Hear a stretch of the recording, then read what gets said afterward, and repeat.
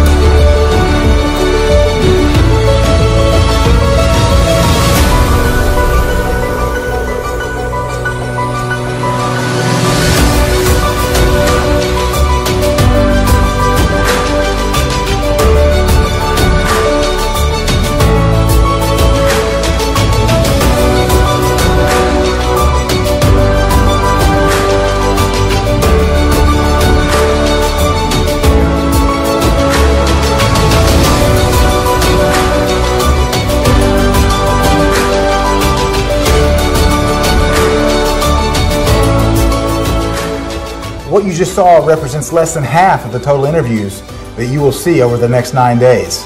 Why set out on a quest across the globe in search of the true cures to cancer? You may ask, why would I be so set on finding cancer's true preventions and treatments? Did you know that almost 50% of the people alive today will face cancer?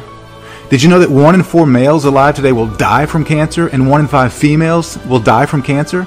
While these statistics give enough reason for many good people to search out the answers, they are not the central reason that triggered my journey across the globe in search of the true answers for cancer. Let me tell you why I had to embark on this journey. For me, everything began with an irreplaceable loss. It's an old wound beginning 20 years ago, but sometimes it still feels like it just happened yesterday. I lost both my mother and my father to cancer. Well, in all actuality, it was actually to cancer's false treatments. I also lost 5 other close family members to cancer and its so-called treatments. After my folks died, I was angry and paralyzed by grief. I couldn't see any good coming out of what had happened to them, and I felt like their lives were wasted, and Charlene, my wife, and our children were robbed of precious future memories. But it was in the moment that the first book I wrote about cancer's treatments got into the hands of someone seeking the life-saving information on cancer that everything changed. I then realized for the first time that my parents' life and deaths actually mattered. Just last year, everything we learned culminated in the quest for the cures. Fast forward to The Truth About Cancer, a Global Quest. I knew that this endeavor would take more energy, research time, and more tears than anything Charlene and I had ever done before. Again, it was difficult to leave my precious wife and children, and at times I questioned whether it was worth the sacrifice to take this quest around the globe, but Charlene was the first one to tell me that I had to go. I truly owe this entire mission to my precious wife. She was my hope when I'd given up. She was my faith when I was barely holding on, and she was a gift from heaven, and she still is. Oh, and a word about my children. A rule that I learned as a father: never leave your kids out. Our eldest, Brianna, is a diligent worker and adventurous. She loves her animals, the outdoors, and brandishing her pocket knife skills. Bryce has a hysterical sense of humor, a high set of values, respects his elders, and he loves sports like basketball. Then there's Tabitha with her comical laughter, her gentle care for her little sister, and her love for animals and dressing up like a princess. And finally, our youngest, Charity, who loves nothing more than clinging to Mommy and Daddy and playing with her big sissy, Tabitha. Having these precious children and a wonderful wife has taught me that life is worth fighting for.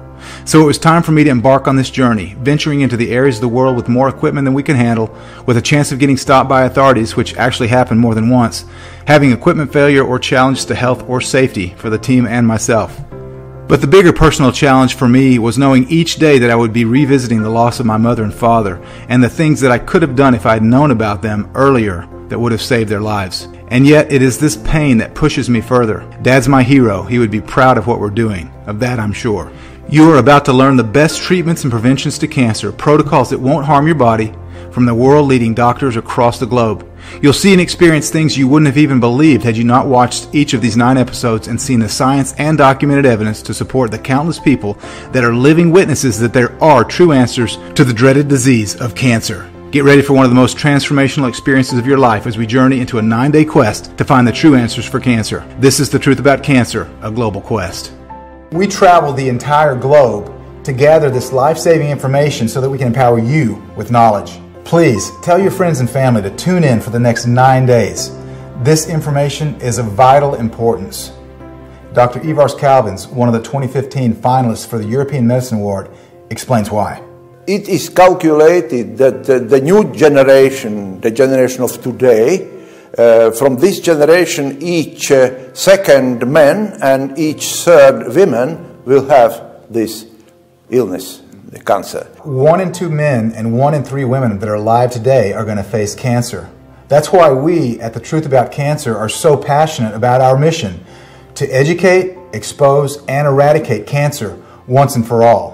In order for us to educate, we felt that it was vitally important that we obtain the most cutting-edge information about cancer preventions and treatments, and that's why we traveled across the globe and we obtained interviews with over 100 new experts representing over 20 different countries. A big portion of educating people about the truth is exposing the lies, and that's why specifically in this episode 1, we are going to be exposing the lies about the history of modern medicine and the history of cancer treatments.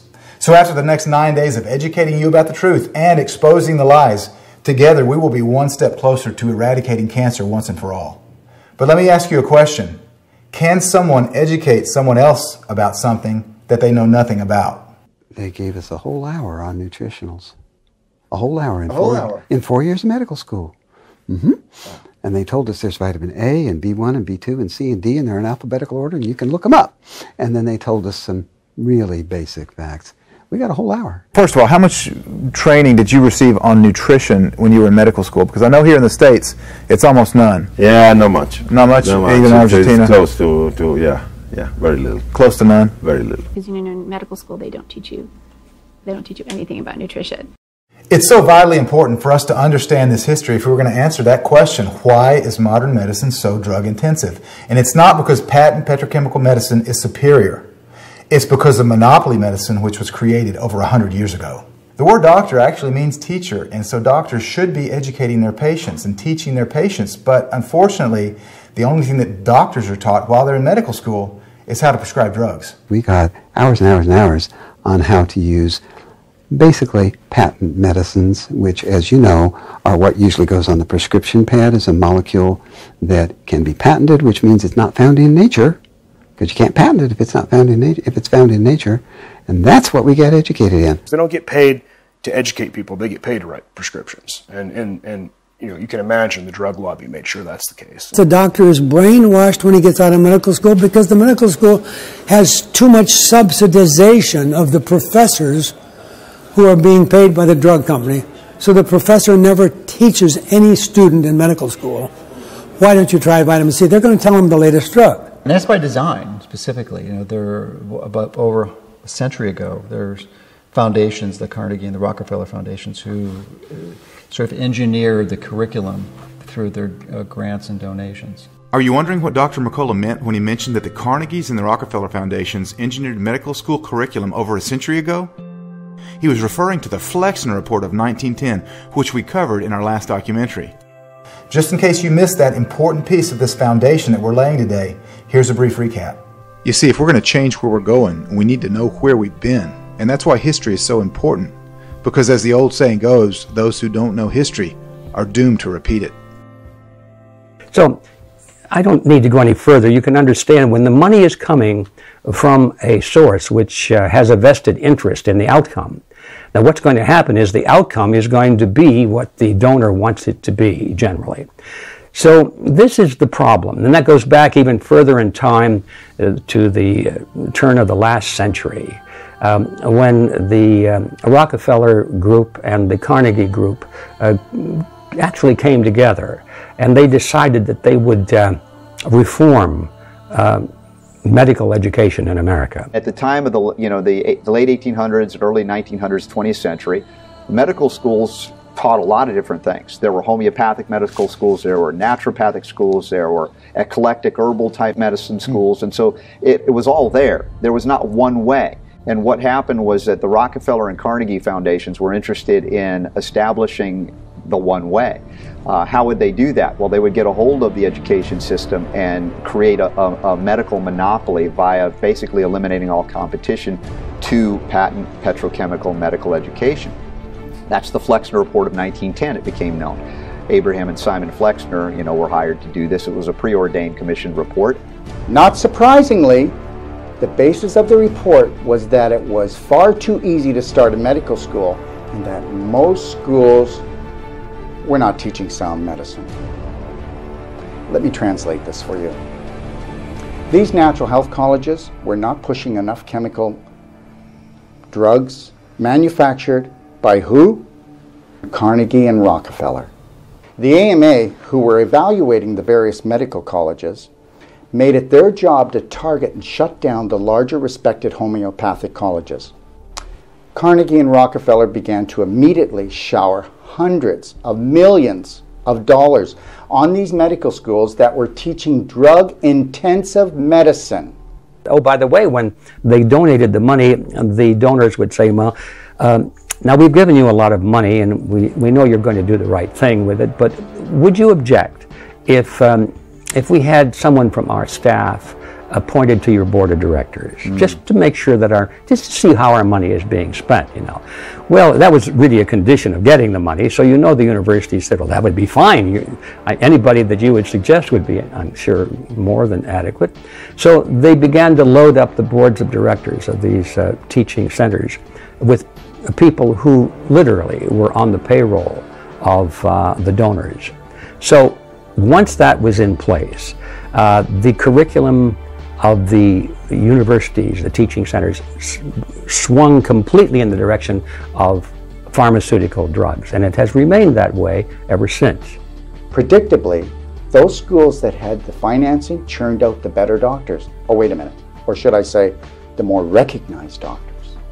In return for the financing, the schools were required to continue teaching course material that was exclusively drug-oriented, with no emphasis on natural medicine.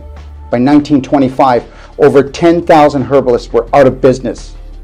By 1940, over 1,500 chiropractors would be prosecuted for practicing quackery. The 22 homeopathic medical schools that flourished in the 1900s dwindled down to just 2 by 1923. By 1950, all the schools teaching homeopathy were closed. In the end, if a physician did not graduate from a Flexner-approved medical school and receive an MD degree, then he or she could not find a job anywhere. This is why today MDs are so heavily biased towards synthetic drug therapy and know little about nutrition, if anything. Now this whole medical field has been skewed in the direction of pharmaceutical drugs which can be patented and produce great profits for the producers. And then the next step is that means that anything coming from nature is excluded, and that's where we think, some of us think, that most of the promise lies in these very complex substances found in herbs and plants and trees and things like that, seeds. Some of us feel that it was probably meant to be that way, And so you come out of all of this analysis and all of this history with the realization that the medical profession is really like a lapdog of the pharmaceutical industry.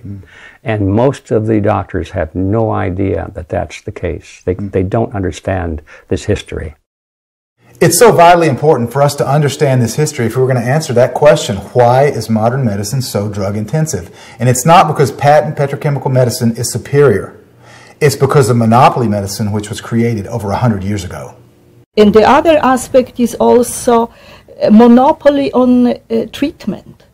only pharmaceutical conventional medicine is the medicine that is officially approved and acclaimed, and people who try to find other solutions are have difficulties when it comes to insurance coverage and other problems. So maintaining monopoly on treatment is also one of the ways to protect and grow this business. And have you noticed that when a new drug comes out and they call it a blockbuster drug, they're not talking about it cures cancer. They're not talking about it's blockbuster for health. They're talking about how many bucks you can make. And that's what it always is. It seems that the number one goal of a lot of healthcare is to make money. And if we happen to do some good with it, that's fine, but our number one goal is to make money. Very few know that the birth hour of the pharmaceutical industry is actually a deliberate decision by a handful of people on this side and on the other side of the Atlantic Ocean to define disease as a marketplace and build what has now become the largest investment industry upon that simple thought. So cancer is just one element of this unspeakable business of defining diseases as a marketplace. Everything else that you see today around the pharmaceutical industry, the tremendous profits, the inability to eliminate diseases, the propaganda war from that side that they are actually making progress in any disease, all of that comes from the fact that it's a business model, an investment industry that thrives on the continuation of existing diseases and the launching of new diseases. Yes, modern medicine is a business. And just like any business, the goal is to grow this business and also to eliminate competition and to maintain the monopoly. I mean, heck, even in 1913, the American Medical Association developed an internal department that they called the propaganda department, and its main goal was to eliminate quacks. But what exactly is quackery? I mean, in the United States, our first president, George Washington, he died as a result of bloodletting, and that was an approved treatment of the day.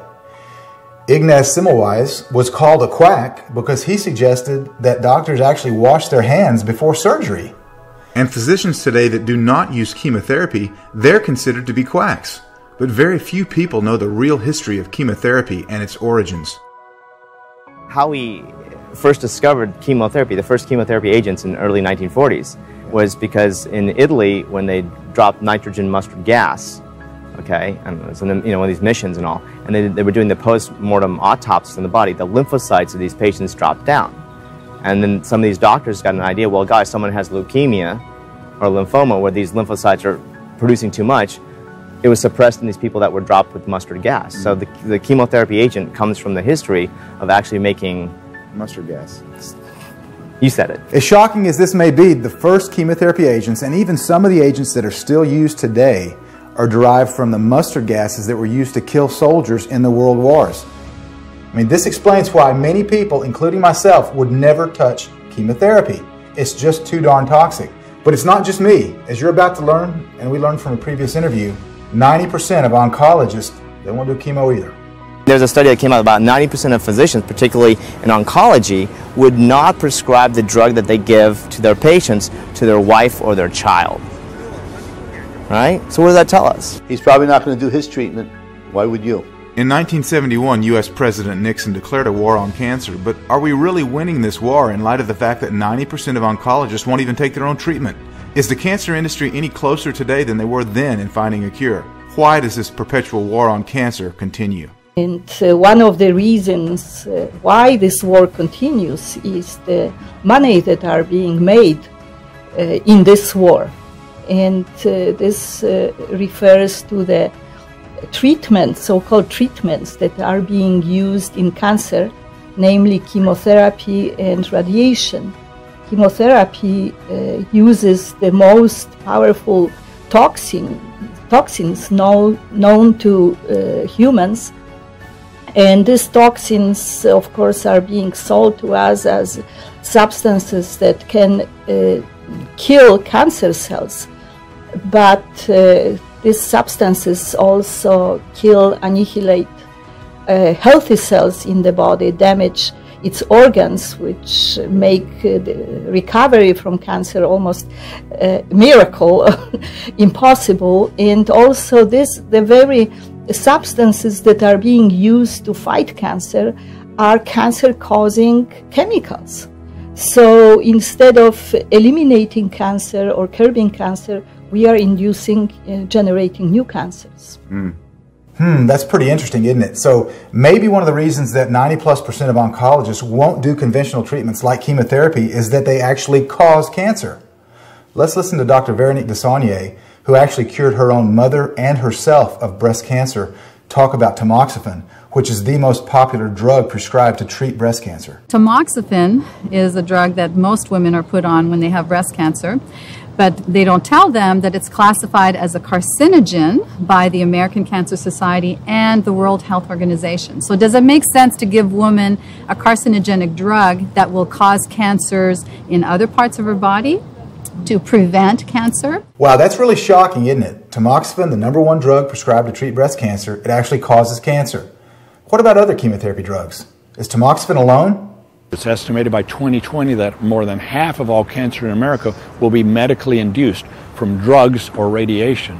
So our medical establishment itself will soon become the leading cause of cancer in America. It's not the cancer that really hurts people. Okay, statistically, 42 to 46% of patients will die, that have cancer, will die of cachexia, which is basically wasting of protein. They basically lose all their lean body mass. So that leaves between 58 and 54% of patients that didn't die of cachexia. And the joke, which is only maybe half funny, is that the rest of them die from the treatment. In other words, really nobody dies from the cancer. If you think about it, when a patient gets immunosuppressed and they have cancer, what actually takes them? Liver failure, kidney failure, pneumonia, sepsis. But all these things are usually associated with also the person getting chemo and radiation. Then went into practice in San Francisco as an oncologist with a group of oncologists. And I began to notice that my long-term survivor list was pretty short. And I began reading the literature that everyone was, that after 5 years of chemo, in their own literature, they recorded only a 2.1% survival rate. We know that 97% of people who undergo chemotherapy are dead in 5 years. That study was placed in the 2004 edition of the Journal of Oncology. It was the cancer doctors telling on themselves. Do I know this study to be true? It was a massive study done by epidemiologists who themselves were doctors. I interviewed the lead of that study just within the last 6 months. And I said, is this still true today? This was published in 2004. And he says, it's absolutely as true today as it was when we published it back in 2004, and it may be getting worse. When they tell us that chemo's our only chance, it's the first lie you hear. Then you have the surgery. The second lie is we got it all. You can't get it all if you're focused on tumors. You simply can't. Cancer's probably already metastatic. Surgery spills it. Radiation proven not to kill the stem cells, but to enhance them. Well, we always hear, well, cancer came back. Didn't come back, folks. It just never left. But chemotherapy is not only incredibly ineffective, it's also hazardous material. Let's do chemotherapy, for example. Chemotherapy, yes, it can kill cancer cells. Possibly. It can kill any cell. Here's the issue that I have with chemotherapy. When I see somebody that's handling chemotherapy, making chemotherapy, and they have to wear hazmat suits and gloves and can't touch it because it's toxic, then why are you going to give it to a person who's already sick? I mean, does it make any sense? You ask a 3-year-old child this question, I would bet you that 90% of the 3-year-old children would get it. If that looks dangerous, then I shouldn't touch it. That's it. It's almost like sending in napalm because you've got an ant problem. So yes, you'll take care of the ants, possibly, but then you're going to take care of every other form of life, including the grass, and you're going to level the site just to try to get the ants. So the collateral damage are the people that live there in the same house as the ants, meaning that the normal, endogenous, healthy cells are also going to get massacred. Just from a common sense standpoint, does it make any sense to take a therapy, let's use radiation as an example, to take a therapy that we know is dangerous under any circumstance. You break your leg, you break your hand, you go to the hospital, they take you in to get an x-ray, they've got the skull and crossbones, they've got the universal triangular radiation sign. As a warning. Why is there a warning there? You tell me. Because it's known that it's harmful. And how is it harmful? It damages DNA. It damages DNA, and what is this consequence of damaging that DNA? Potentially cancer. Bingo. So then why would we take something that we know has a very high propensity to create cancer and use that to treat cancer? It does seem insane to treat cancer with chemotherapy and radiation that actually cause cancer, doesn't it? But doctors are required to do this. As a matter of fact, they suffer adverse consequences if they do not prescribe chemo and radiation. They can even lose their license to practice medicine. There was one good doctor who was allowing some natural treatments when parents were asking to introduce them. But he could not offer it himself. And when I asked him once, he said, I couldn't do it. I will lose my job. So it means oncologists here and in many other countries, I'm sure, they're very restricted in protocols. So they're not free to offer a good treatment. They're very restricted in their protocols. There are many physicians who are truly authentically motivated to want to help people, but there is this pervasive fear that they are going to be discredited and ostracized in their own community, and when they start to embrace some of these alternative philosophies. So that's a strategy that's used to suppress this type of information. When you've got tens of billions of dollars of revenue, there is no limit to the clever and sophisticated techniques that you can acquire to manipulate the masses. It's against law in California for oncologists to recommend integrative. Is it really? They cannot tell you go do integrative medicine. So unfortunately, doctors in America, Australia, the UK, they can risk losing their medical license if they recommend anything other than the gold standard, which is chemotherapy and radiotherapy. In my mind, those treatments are substandard. So we know that chemotherapy and radiotherapy cause cancer, which is the very thing they're supposed to prevent. I mean, you look on the back of certain chemotherapy drugs like doxorubicin, and you'll see a listed side effect is leukemia. And doxorubicin's a pretty popular Yeah, absolutely. And you know as well as I do that the latest research from Harvard Medical School and UCLA is showing that chemotherapy actually stimulates cancer stem cells, which are the germ cells from which new tumors arise. Investigative journalist Laura Bond just mentioned the fact that chemotherapy stimulates cancer stem cells. But what's a stem cell, and what does this have to do with cancer? So what is a cancer cell, and where does it come from? Well, we used to think that any cell could become cancer, except for a few limited ones. We thought that if you irritate a cell enough and damage its DNA enough, it will become immortal and just keep growing. Now we find out, well, that's not true. Only stem cells seem to be the source of cancers. And stem cells are cells that haven't decided what they want to be yet. They're very primitive cells, so they can be anything. It can be a heart cell, a brain cell, lung cell. And so these stem cells are all through your body, just sitting quietly. But if you damage the DNA of the stem cell enough through free radicals or whatever, it'll become immortal. And then it just keeps producing more and more cells. It wakes up and it's producing lots and lots, thousands, millions, billions of cells. And it becomes a cancer. But it's the stem cell that's pouring it out. Kind of like a water hose. It's pouring all these droplets of water out. The trouble with chemotherapy and conventional treatments is they have no effect on the cancer stem cell. They only kill the daughter cells, the cells that are produced by it. So the tumor will shrink, and they'll claim success, but you haven't killed the stem cell, so it all just comes right back. And what they found is when it comes back infinitely more aggressive than it did before. And why would that be? It's kind of complex chemistry, but it has to do with the chemical changes in what we call the microenvironment of the stem cell. And what you're doing, you're producing a lot of cytokines around those stem cells. These are inflammatory chemicals. Those inflammatory chemicals produce even greater DNA damage. So the cancer that comes back is more malignant than the one that started. So what they're finding is when you treat patients with chemotherapy and radiation and you don't cure them, then you make the cancer infinitely more aggressive and the patients usually die quicker. You have a room full of oncologists listening to the latest drug and they'll say, oh, this one we're getting incredible responses with this drug. Well, as I explained, what happens with that incredible response, it causes dramatic shrinkage of the tumor initially because it's just killing the daughter cell. And some are not even non-malignant cell, but it's not affecting the stem cell. And so then the cancer grows tremendously, but they can say, oh, we get a good response from this chemotherapeutic. And when they say good response, they mean the tumor shrunk. They mean initially it shrinks the tumor, but they don't say, well, 6 months later or less, it actually is going to grow a lot faster. Right. And it's more likely to metastasize. One of the problems with chemo is because when you patient do chemo, those circulating tumor cell, cancer cell that we have, once you have the primary tumor, they can mutate and they become more resistant to other treatments. Sayer, talk to us today about chemo and radiation resistance. Okay, great. I feel the word itself is almost like a euphemism for something really terrible, which is that when you are exposed to radiation that's based on gamma radiation, it's basically ionizing, it will cause damage to whatever basic tissue it's being exposed to.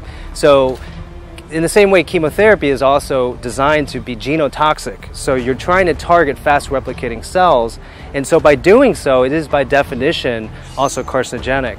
And so really, when we talk about resistance to chemo and radiation, it's really just a way of blaming the victim, because we're all, when exposed to conventional chemo and radiation, going to be harmed, and it is actually going to have a carcinogenic effect, and it will often cause secondary cancers. So technically, I think people need to be aware that this isn't truly a cancer therapy. At best, it's palliative in the sense that it might shrink a tumor, but what really the main thing I would like to get across is that it's going to cause an enrichment of the actual mother cell that's beneath the tumor, which is known as the cancer stem cell.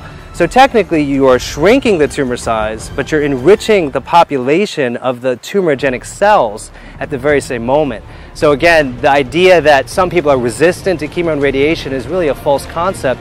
Everyone exposed to radiation and chemo will have secondary adverse effects, some of which are worse than the original condition they're being treated for. So stem cells are the key, and chemotherapy and radiation actually enrich stem cells. Now, we will get back to this topic a little bit later on, but that last statement from Sayer G really shook me. Everyone will have secondary adverse effects from chemo and radiation. Despite this fact, as we've already learned, many doctors from countries across the globe might even lose their license if they do not prescribe chemo and radiation. Are you beginning to see the way that Big Pharma has its tentacles throughout this medical cartel, especially when it comes to chemotherapy? But that's not all. Chemotherapy also creates side effects that can then be treated with more drugs.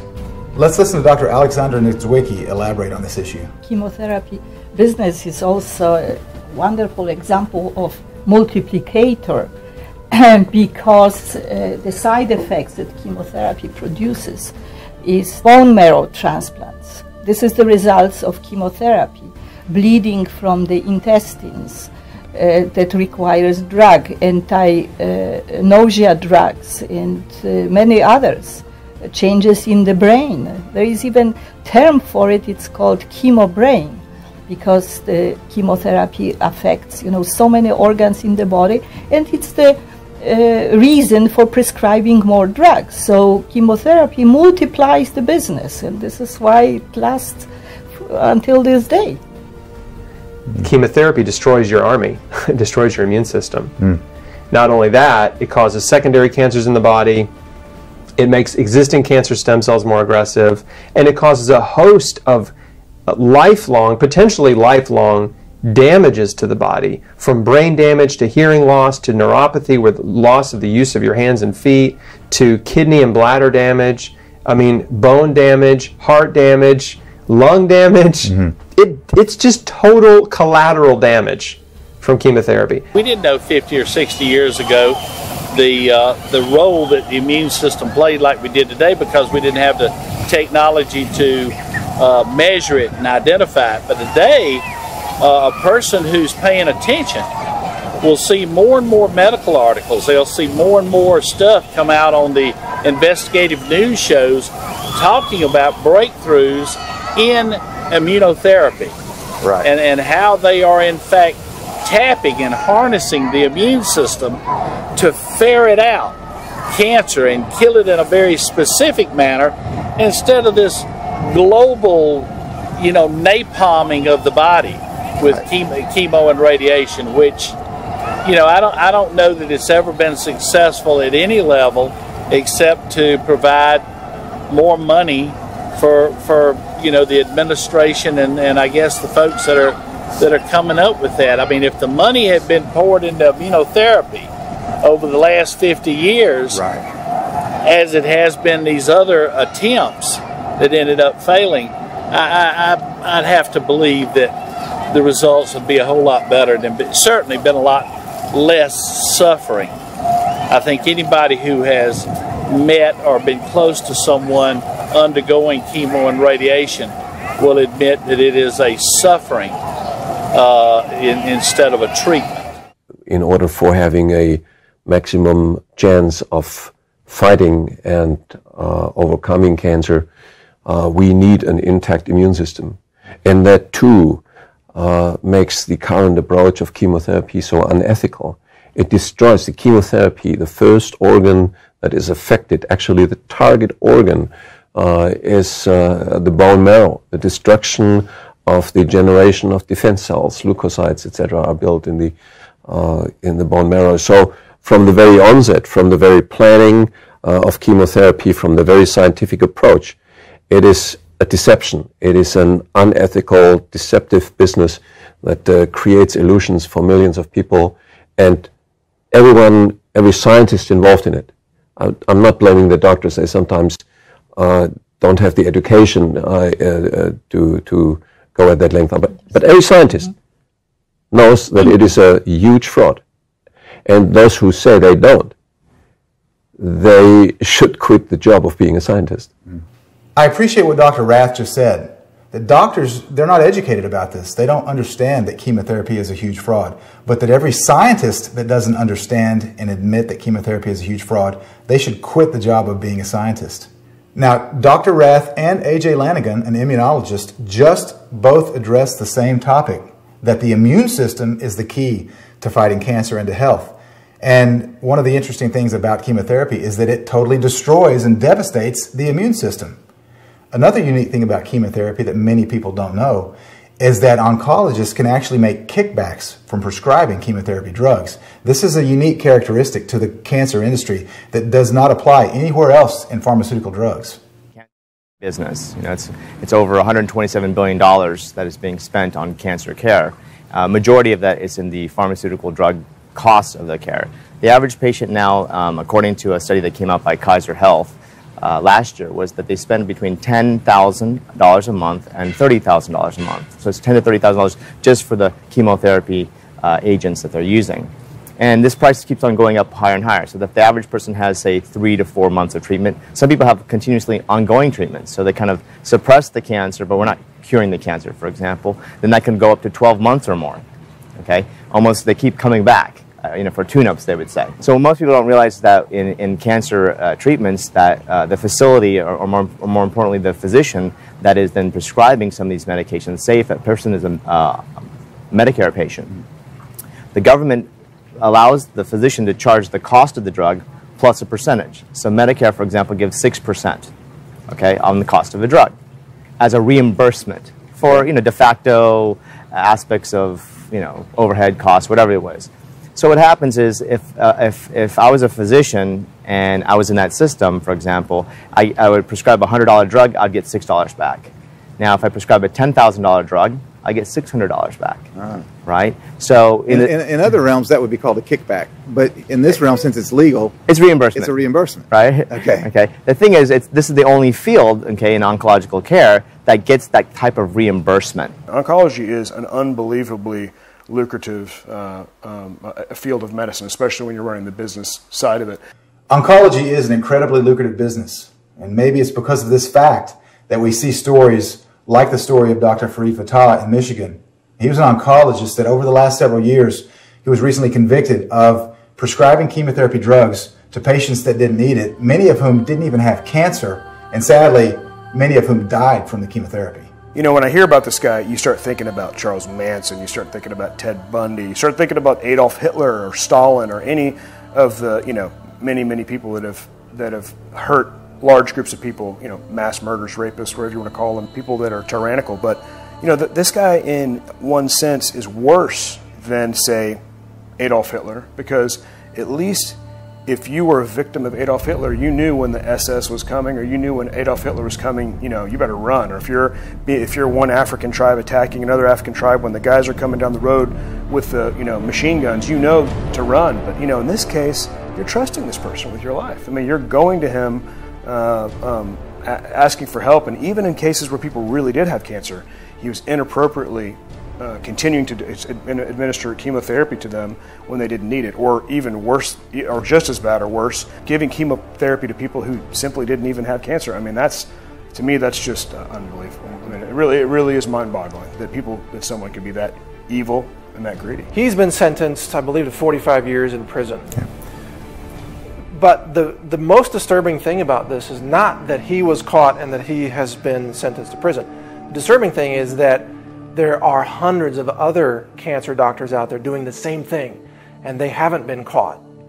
And they get away with so much deception, violating medical ethics, lying to patients. Most patients never question their doctors because they think the doctor is the sole authority. Most patients don't even get a second opinion. Most patients believe the explanations, the diagnoses that the cancer doctors give them. Oh, this shadow on this x-ray, that means you have cancer. We have to start now or you're going to die.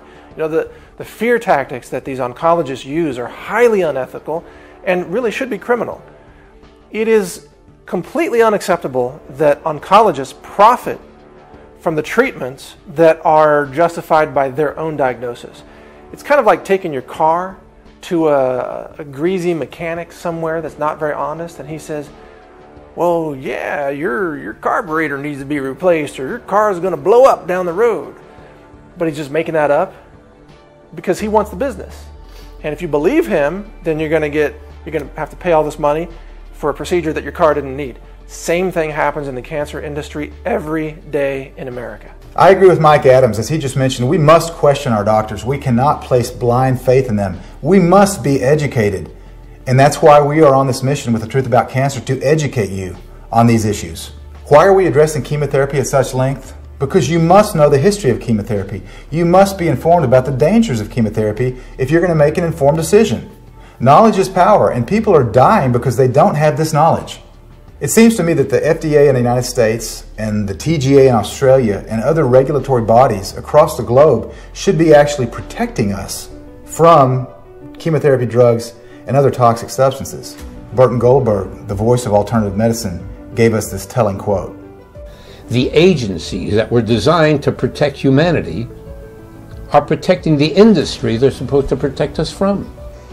Well, any drug that is on the market available through prescription that has serious and widespread adverse effects, as they say, was previously declared safe and effective by the FDA. That's the only reason that drug reached the market.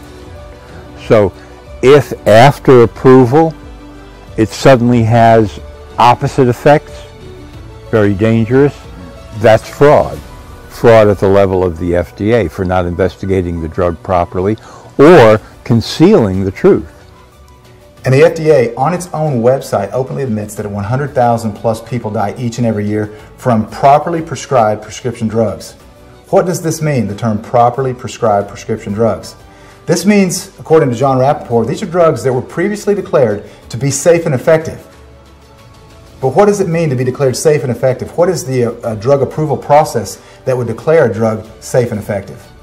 The real interesting thing, Ty, is that what they do is drug companies pour literally $1 billion into the research needed to get FDA drug approval. So that starts with finding lead compounds to produce a synthetic chemical that then they go through phase 1, 2, 3 human trials with. But when they do this, they pour inadvertently $1 billion or more, all of these drug companies, into looking at turmeric, resveratrol, green tea, and literally thousands of compounds, and they find all this research showing it's superior to chemotherapy. And so those studies are there, and people don't know about them, but they also can't expect those studies on things you grow in your backyard that cure cancer to receive $1 billion of capital, because the whole game is based on producing a synthetic analog to get a patent, to get FDA drug approval, and then of course more than 50% of FDA approved drugs before the patent life expires get pulled off the market because of the devastation and death that they cause. So the whole system is rigged. I would have to agree with Sayer G. The system is rigged. But oftentimes, so are the articles that would validate the safety and efficacy of a particular drug. Let's listen to Dr. Russell Blaylock as he describes the way that even doctors are duped with ghost-written articles. What happens sometimes, and in fact it's happening more often than we would like, and there's a lot of stuff being written by the people that look into medical journal articles. But these pharmaceutical companies will have written for them ghost articles, they call them. And what they'll do, they'll get this company that writes articles that looks just like beautiful medical articles, with all the graphs and charts and numbers and references, and they'll write this article without any authors for the study because they wrote it, and then they'll go to an oncologist that's very well known and they say, wouldn't you like to put your name on this article? And if you do, it's going to be in a very prestigious journal, New England Journal of Medicine or some oncology journal that's very prestigious.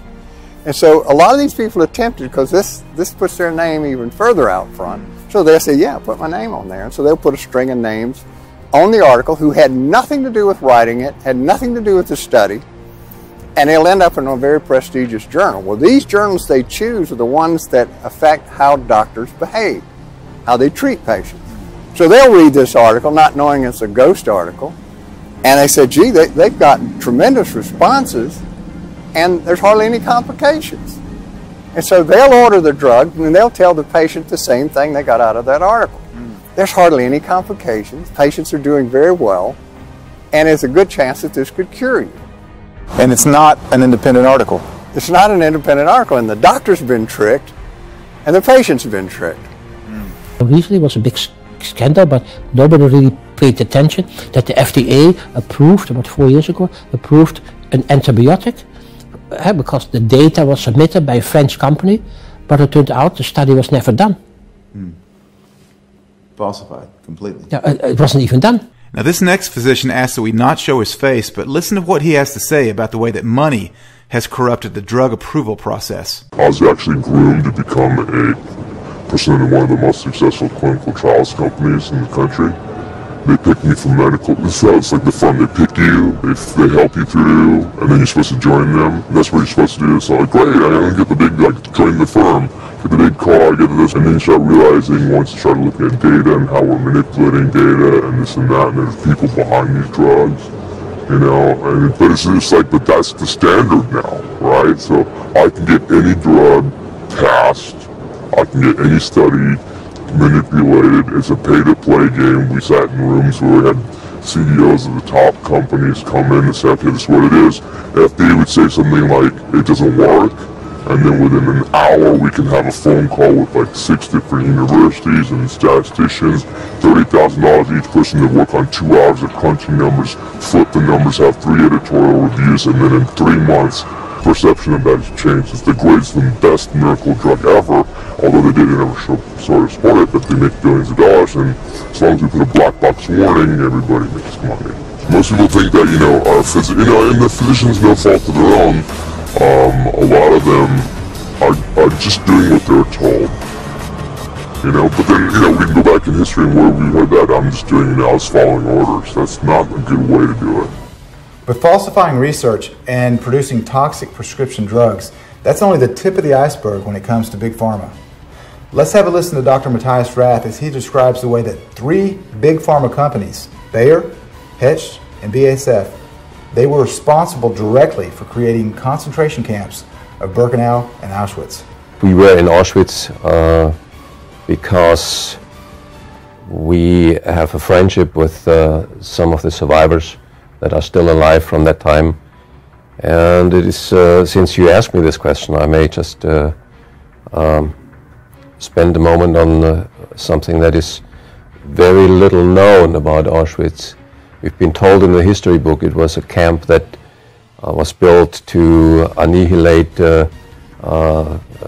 Jewish people and Slavic people and people that the Nazis didn't like in the conquered countries.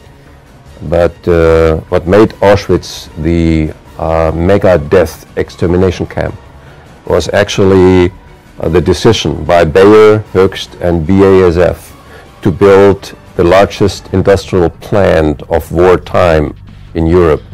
It is called IG Auschwitz, a 100% subsidiary of Bayer, Höchst and BASF. And the plant was 8 kilometers long, about 5 miles long and 2 miles wide. So it's a giant industrial area. And the Birkenau concentration camp, the huge camp that was featured in Schindler's List in that movie, was a deliberate decision to supply slave labor for the construction of this industrial plant. So without the interest that we just touched upon, that put profits over lives, Auschwitz would never have had this meaning. The decision of Wannsee, which was the decision by the Nazis to exterminate the Jewish people, was taken roughly 1 year after the decision of IG Farben to build this plant. So the Nazis used the death apparatus that was already existing because of the slave labor camp being in existence. The chimneys were burning. IG Farben was not taking care of the sick people. After 3 months on average, the people were emascerated, and so they were just put to the gas chamber and shut up in the chimney. So I used a few more sentences than normal to exemplify. If we are talking today that there is an industry among humanity that sacrifices millions of lives or puts them at risk for profit, we are sometimes, you included, being attacked as being out of this world, conspiracy people. Now, we turn around, we look at Auschwitz, we look at the industrial plant, we look at the concentration extermination plant being built, initially built, to serve as slave labor camp for that purpose. And we can say, they've done it before. I'm literally speechless. Millions of Jews were annihilated during World War II, and those concentration camps were built by Big Pharma to provide slave labor. As Dr. Rath said, they've done it before, they'll do it again. We must understand that people's lives, once again, are being sacrificed for the almighty dollar. Did you learn this in history class? I certainly didn't. But please keep an open mind as we're approaching these subjects. We must understand history if we're going to understand the current state of modern medicine. I'm a German. I didn't learn anything about that. I was 35 years old when I learned about Bayer, BASF, the largest pharmaceutical companies at that time, were actually building or responsible for the extermination camp at Auschwitz. And then I wanted to know more, and there was nothing. So we finally found in the archives of the U.S. In Washington, the U.S. National Library, the records of case number 6 of the Nuremberg War Crime Tribunals. We are told that there was only one tribunal against the main war criminals, but in fact there were 12. Number 6 was against Bayer, BASF and Höchst. At that time they were forming a cartel by the name of IG Farben. And that whole case lasted an entire year against 24 managers of these pharmaceutical and chemical companies. And it showed that they were largely financing the rise of the Nazis to power, that they supplied 100% of the raw materials so that the Nazis could lead their war, including 100% of the synthetic gasoline, rubber, 100% of the explosives. The report came to the conclusion, the US prosecutor said, without IG Farben, World War II would not have been possible. In other words, we have to redefine history. Even if we talk about cancer today, we need to know those things, that these interests for expanding patented product markets worldwide, they were risking eventually, they were responsible for the death of 60 million people in World War II. And that shows you the dimension of the topic that we are talking about today. There's nothing, absolutely nothing that these interests will not do if the profit is high enough, then and now.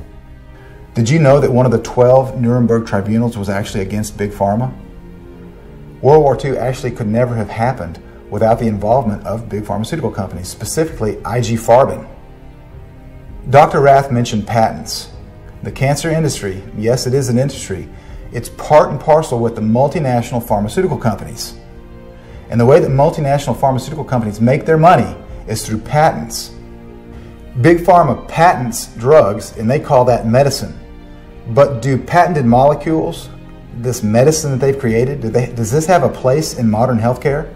Or I think maybe the bigger question is, can we, as mortal men, improve on nature? Patent medicines do not belong in human bodies. And I know I keep saying patent medicines, and people aren't accustomed to that. They think of the 19th century. I'm sorry, but all the giant pharmaceutical companies are holders of patents for molecule after molecule after molecule. It's sort of like what belongs in the body, just sort of enough to do something, but enough to cause a lot of damage too. So if we're going to be as healthy as we can in the bodies we now have, we have to use only the substance and energy that belongs in the body. And it makes no sense using patent medications. Patents are wonderful for certain things, protection of intellectual property rights and so forth, but patents have no place in healthcare. You can't patent nature, which is why we don't get a lot of money for research in plant medicine, but then they'll make a molecule that looks like the molecule from nature, and then a pharmaceutical company can own it, right? But that's not really the same animal. You cannot take and isolate every chemical out of a plant and expect that plant to have the same healing powers. And this is why chemical cancer medicine fails 97% of the time, whereas plant medicine, being holistic, is safer, it's more efficacious, in other words, it works better, it's more affordable, readily available, and you don't have to pay patent fees to Mother Nature.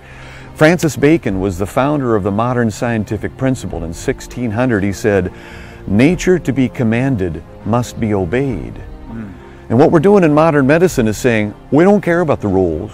We're going to change the rules. We know that you need vitamin D and sunshine, but we're going to say we can't patent that. So we're going to try and come up with a drug that bypasses all of those pathways. Nature to be commanded must be obeyed. I love that quote from Dr. Quillen. Nature, in order to be commanded, must be obeyed. And I think that's where big pharmaceutical companies fail, because they try to take nature and maybe a molecule from nature and tweak it and change it, but then it never works as well as the original molecule. And why do they tweak it and change it? So that they can patent it. We've already seen about the greed in this patent medicine industry, this cancer industry. Remember earlier in the show we talked about the war on cancer. I have a question for you. What if the real war on cancer was actually a turf war aimed at protecting these profits? This is a total war. Texas Medical Board is going after my doctors, is going after my assistants. They're suing everybody because of using the treatment which is non-conventional. According to Dr. Brzezinski, the real war is actually being fought against doctors who dare to step outside the box and use any kind of non-conventional treatment that's not approved. Dr. Brzezinski has been persecuted heavily for decades. And another doctor that's been heavily persecuted is Dr. Jonathan Wright. His crime? Using natural medicine that was outside of the standard of care and was not an approved treatment. And on May 6, 1992, they raided our clinic with guns drawn. No kidding. No kidding. Yes, they told the King County Sheriff that we were selling drugs, because remember they call feces a drug and so vitamins are drugs. Anything used for treatment is, according to them, a drug. Okay, we were selling drugs. So the King County Sheriff's Office was expecting drug dealers. And yeah, they raided with guns. One of them came in and stuck his gun within a few feet of the receptionist's face. And one thing though, they didn't have jackboots. You've heard of the jackbooted thugs and all that. No, they wore regular shoes. Okay. And even though they had guns, they wore regular shoes and kicked the doors in with their regular shoes. The doors were locked. You see, they had their raid shortly before 9 a.m. And how do we know they kicked the doors in? Because somebody was sitting outside in a wheelchair waiting for his appointment, and he saw these guys come and kick the doors in. Okay, they came in with guns. And what did they do? They herded all the employees into a corner of the reception area. Okay. And they proceeded to start seizing equipment and medical records and payroll records and banking records and everything. And they told the King County police it was because we were dealing drugs. So anyway, that's what they did. And let's see, they impaneled a grand jury. 18 months later, nothing.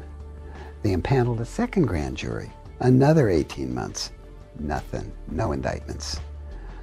After the second grand jury failed to return any indictment, and the first one did too, they then announced to the newspapers, not to me, they didn't call me or my attorney, they announced to the newspapers they were closing the investigation. And both my attorney and me, we read about it in the newspaper. Wow. Never got the patient records back, never got the banking records back. We had to reconstruct as best as we could on the banking records and the patient records. We just had to ask people to tell us what they told us before. But no, that never came back. So Dr. Wright lost all of his patient records, and in the end, he was never convicted of anything. Now, this almost sounds like there is a conspiracy, doesn't it? Now, people, they're afraid to use that term conspiracy because people might think you're nuts. But what if I told you that the United States Senate concluded that there was a conspiracy to suppress natural cancer treatments? Would that matter to you? Now, you know, people hear this and they may say, you know, this sounds conspiratorial, right? You've heard of the Fitzgerald report, right? I got a copy of some of the conclusions over here. Shall I read them to people? Absolutely, yeah. Okay. Fitzgerald report. Tell the viewers what the Fitzgerald report was. I'll tell them. Or you can tell them and I'll just read it. You go ahead and tell them. Okay, Fitzgerald report was published in the Congressional Record, folks. The Congressional Record actually was an appendix to the Congressional Record. And Fitzgerald was an investigator for the Interstate Commerce Commission. Now, I'm going to read this because I got to read you the citations because people will otherwise think it is conspiracy theory. Okay, 1953, he was investigator for the Interstate Commerce Commission, a senator whose grandson had been cured of cancer by natural means and had a lot of trouble getting that cure done, asked him to investigate. Now, here's just one quote. Fitzgerald says, quote, "My investigation to date should convince this committee that a conspiracy does exist." This is testimony before Congress by a chief investigator for the Interstate Commerce Commission. A conspiracy does exist to stop the free flow and use of drugs. Now, he calls it all drugs because, I'm sorry, but most people in conventional medicine call even vitamins drugs. If it's a treatment, it's a drug. And you do know that FDA declared stool a drug some 2 years ago. And then they got so much ridicule from the academic centers that were doing these fecal transplants that they undeclared stool a drug. But for a while, feces was a drug. How do you like that? Okay. Anyway, back to Fitzgerald. I know, it just seems weird, doesn't it? Yeah. Okay. To stop the free flow and use of drugs in interstate commerce, which allegedly have solid therapeutic value. Public and private funds have been thrown around like confetti at a country fair to close up and destroy clinics. Notice he uses the word destroy. What he's talking about is the occasions when FDA went in with sledgehammers and broke up Royal Rife equipment in the office of Dr. Ruth Drown, where they made someone throw all of his books that he had written on one aspect of energetic medicine. They were all burned at a bonfire in New Jersey. Book burning! Sledgehammers! Yeah. Now, Fitzgerald didn't say that. You can find that other part. I'll go back to Fitzgerald. But that's what he means by destroy. That's why he used the word destroy. Okay, to destroy clinics, hospitals, and scientific research laboratories which do not conform to the viewpoint of medical associations. Got nothing to do with the law. It's got to do with the viewpoint of medical associations. Benedict S. Fitzgerald, Junior Special Counsel, United States Committee on Interstate Forest Commerce, 1953. And his report goes into a pages-long report of suppression of natural treatments and it's in the congressional record. Now, did anybody ever do anything about this? No. And part of what he says in that report is that the collusion, the actual conspiracy, is between Los Federales at FDA, the patent medicine companies, and the AMA. That's where the conspiracy that Fitzgerald identifies is. The Fitzgerald Report of 1953, which concluded there was an active conspiracy to suppress natural cancer treatments in the U.S., was initiated due to the suppression of Laetrile. More suppression of Laetrile followed over the next couple of decades. First of all, what is Laetrile? Laetrile is also called amygdalin and vitamin B17, and there are actually has been investigation showing that it has some benefit to the use of treatment of cancer, and it may be because cyanide is a component of Laetrile, and may also be a nutritional deficiency that provides some benefits that or nutrients that the body needs to fight these malignancies. But anyway, there was a Japanese researcher at Sloan Kettering who was studying this, and Dr. Ralph Moss was an investigative journalist there at the time, and started covering it, and he appeared to have beneficial results, but then for some unbeknownst reason the information was suppressed, and that information was not allowed to be disseminated. And Dr. Moss wrote extensively about them, but it was mid-1970s, and I'm not sure how beneficial Laetrile is. I have no experience with it, but it is an interesting example of how these alternative approaches are routinely suppressed when they're opposed to the traditional and conventional approaches, because there's such a significant amount of funding that's involved. The big agencies, the FDA, of course, the AMA, and American Cancer Society, which are all in some way influenced by the drug cartels, and they're funded to oppose these and essentially classify them as quackery. And it's a common strategy that's used for many alternative treatments, and Laetrile being one of the earlier ones where they targeted. But there's dozens and dozens since then.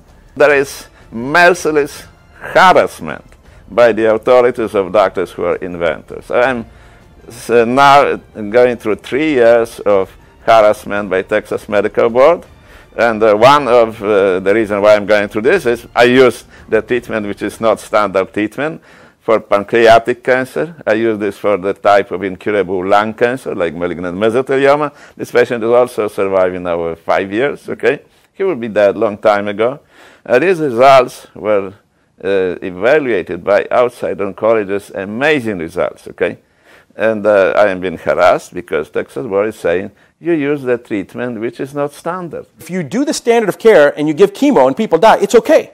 If you don't do the standard of care and people live, that's not okay. It's politically incorrect. So this is the amazing thing. You take a poison, you give it to people, they die. It's part and parcel of the normal status quo, modus operandi. This is how it's supposed to be. Now you break that, you actually do something that's not toxic, you help patients, they live. Hey, we don't care whether the patient lives or not. That's irrelevant. It's not part of the standard of care. The risk of a prison, the risk of the jail, and the persecution, it is unbelievable. They try to shut me down in any way. Yes, because, tell me one big revolutionary discovery that was not shut down. Tell me one. There is no chance, no possibility to escape. Because when you see something that is very, very new, and people cannot think about it, you are persecuted because you destabilize all the system. So any big, true discovery make the old system useless. That's why you are shut down. Because we live in a medieval status. This is the real reason why cancer is still killing millions of people. It's not easy to treat these advanced patients because we are continuously being harassed for doing this, okay? Which is incredible. We should be awarded, we should be set up the example. We are saving the lives of people who are sentenced to die. No, we are mercilessly harassed by lawyers, by people who know nothing about treatment, who are stupid puppets of the guys behind who knows very well what we can offer, but are directing these guys, like in Nazi Germany, and they are simply obeying orders because they are programmed this way. Okay, I think there will be a time when there is some type of Nuremberg trial. So all of these white-collar, nicely dressed lawyers and clerks who are chewing the money of taxpayers, they be held accountable for what they do, because many people died because of their actions. Okay, and they do it secretly. They are not exposed. They feel that they are beyond any punishment, and they can continue to do this type of work. If you look at someone who has cancer, you've had for a long time in Europe this notion that if you're using a natural approach, you run the risk as a doctor of having your license revoked. If you're a non-medical practitioner, you can be, basically put into jail. There's the Cancer Act of 1939 in the UK to deal with you. And this is utterly wrong, because an individual that has cancer is just another individual whose body needs nourishment and support more than a person who is healthy. And yet, to have that denied to those individuals is a real loss of fundamental rights and freedoms, and that needs to be changed. It's a crime. It is a crime, indeed. The people need to be awakened, because obviously this is killing people. If you withhold treatment that can save someone's life, isn't that the same thing as murder? I would have to agree with Dr. Brzezinski and Dr. Verkerk. But this is not the only time that the medical industry has been guilty of conspiracy against natural physicians. In 1987, 4 chiropractors from Illinois, particularly Chester Wilk, he was the head chiropractor that took the AMA to court. They actually took the entire American Medical Association to court, accusing them of having a branch within their organization designed to eliminate chiropractic as a profession, a licensed profession they were trying to eliminate through the use of propaganda. Well, a federal district court judge in Illinois, Susan Getzendanner, in 1987 found the AMA guilty of conspiracy. That was the judgment. So if anybody tells you when you're talking about these things, oh, you're just a conspiracy theorist, you can lead them straight to the Wilk versus the AMA court ruling of 1987, and the judgment was guilty of conspiracy. Are you beginning to get the picture here? This is not conspiracy theory. This is conspiracy fact, according to the courts. Now, why are we sharing this with you? Because you must understand the belly of this beast if you're going to believe the truth. One of the many victims of this conspiracy to suppress natural cancer treatments is a man named Jason Vale. Last year I had the privilege of interviewing him, and he shared with me the true story of how he was arrested, convicted, and spent 5 years in federal prison, not for murder or rape or assault, but for selling an unapproved cancer treatment, namely apricot seeds, which contain Laetrile, on his website. But Jason is not alone. Almost 80 years ago, a scientist named Royal Raymond Rife faced jail time for using an unapproved treatment. In the 1930s, Dr. Royal Rife, who was a microbiologist, knew that there were microbes inside the cancer cells. And he came up with an electromedicine device, a couple of them actually, which was designed to do nothing but kill the microbes inside the cancer cells.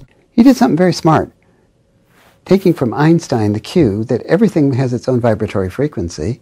Molecules do, people do, everything has its vibratory frequency. He determined the vibratory frequency of those microorganisms, and then he sent in a beam, which is why the machine was called a beam ray. He sent in a beam that had a dissonant frequency. What's that? You ever tried to tune your radio and you tune it just right and it's nice and clear, still clear, but you go a little bit off and it's in addition to the talk? That's dissonance. You're almost on the right frequency, but not quite.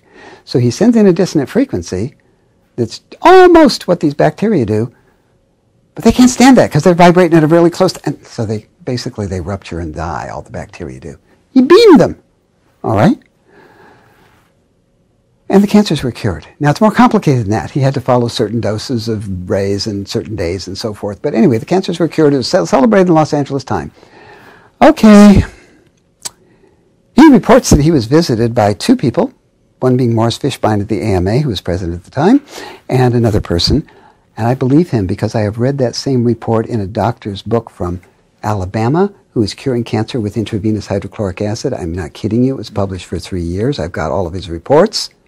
He was visited by 2 men from the AMA saying that he should sell them his treatments or he would never be published again. and he refused to sell, and he was never published again. I have the 3 years' worth of reports. I can't get any more. There weren't any more.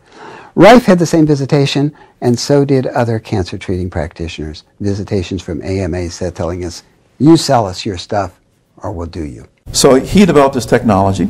The American Medical Association tried to buy him out, and he refused because he did not trust them. Good for him. And so the Food and Drug Administration went down and destroyed his laboratory, his equipment, destroyed all of his inventory. In the end, Dr. Rife's lab was burned, his records were stolen, his life was ruined, and he eventually died of a drug overdose. Harry Hoxsey is another example of a man who was treating and curing cancer naturally that was heavily persecuted.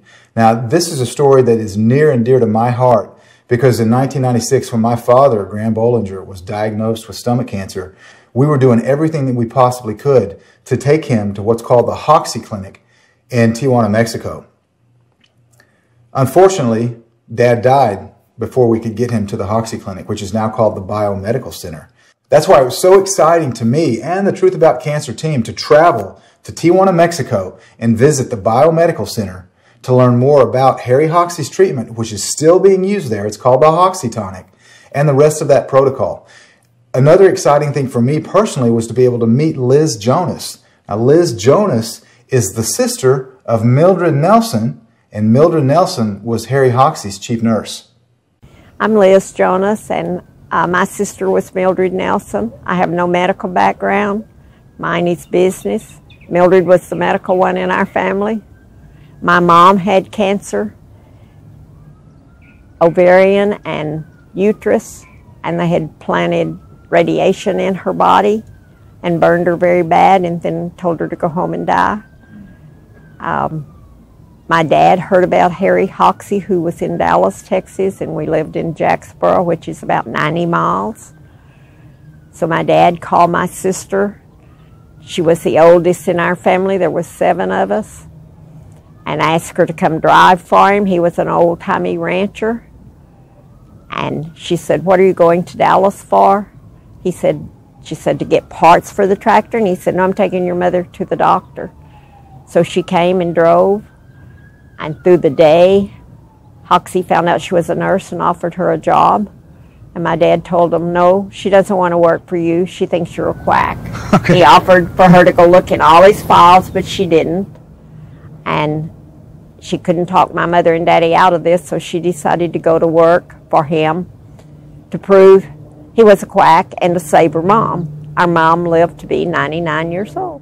What a great story. Liz's sister Mildred Nelson wanted to prove that Harry Hoxsey was a quack, but she ended up becoming his chief nurse, and their mom lived to be 99 years old. Now, the head of the AMA at that time was Morris Fishbein. Now, he was the same man that was the head of the AMA when Royal Raymond Rife was destroyed. And the AMA wanted to buy out the Hoxsey formula. They almost signed the paperwork, but they got to the point of signing the papers, and he said, you have to make this available to everybody. And they said, we may not make it available to anybody. We may not use it even. And he said, no, then I won't sell it. So they basically wanted to buy it and bury it. Bury it, yes. Harry was arrested numerous times for what were the charges? All different kinds, just whatever they came up with, you know. But the patient, sometimes he always carried a roll of bills in his pocket with him, a big roll of bills. And he made his money, in my understanding, in penny stock, all penny stock. But he carried a big roll of bills with him, and sometimes he'd bail himself out, sometimes he'd just stay in jail. The patients would come and bring food, and they would circle the whole block. So they would just let him out to get rid of the patient. Wow. You know. If that's not a testimony to Harry and the treatment, then nothing is. So the patients would surround the jail? Yes. Okay. Surround the jail. Can you imagine? No, I can't. I mean, not today. Yeah. But this was back when? 40s, 50s? In the 40s. 40s. Okay.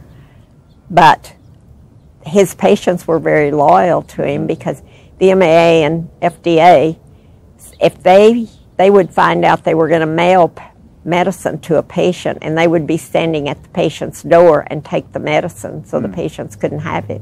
When Mildred moved the clinic to Mexico, he told her, he said, you have to drop the Hoxsey name. And she said, I can't do that. And he said, Joe, you have to. That's what they're after. They're mad at me. They're after me. So that's where the biomedical came in. But then the patients wouldn't drop it. We're still known as the Hoxie Clinic. And that's what we're put on this earth for. It is. Really. If you really stop and think about it, we're supposed to help each other. That's right. I have to agree with Liz. I mean, one of the main reasons that we're put here on earth is to help other people. And I commend her and the doctors there at the Hoxie Clinic, the Biomedical Center, for doing this. And one of the doctors there at the Biomedical Center that we interviewed was Dr. Elias Gutierrez. Here's some of his interview. And basically what everything spins around, it's what is known as the Hoxie formula. It's a liquid made with a combination of several herbs and minerals, and it, because of the way that it's put together, it selectively targets only the malignant cells. Any cell with a bad DNA or a bad metabolism, those are the ones that are going to be destroyed.